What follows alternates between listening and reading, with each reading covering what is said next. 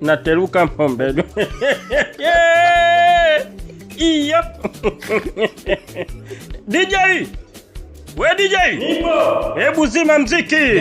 Kuna ofa nyingine ni zima wewe tupewe ofa nyingine. Tajiri ni mmoja tu, si ndio? Ndio mmoja. Nani?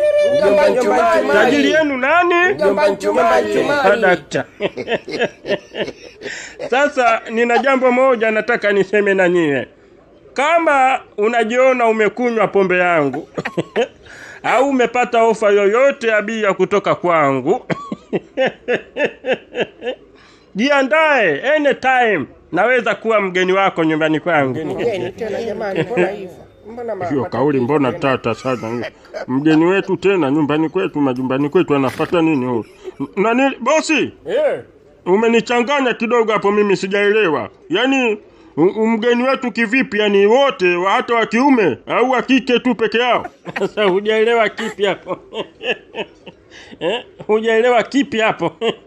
Nimesema hivi, wote ambaye mmenufaika na ofa za Hennessy kutoka kwangu, haijalishi wewe ni wa kike au wa kiume.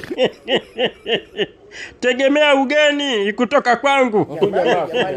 Usishangae nikija kwako. Kama nawaona watu Mpenzi wangu, unajua umeelewa wewe? Na hizo pombe zinakudrive vibaya mume wangu. Wewe sio wa kuongea hayo maneno mbele za watu, afu mimi nipo hapa. Mimi unanichukuliaje bana? Wewe sidanga.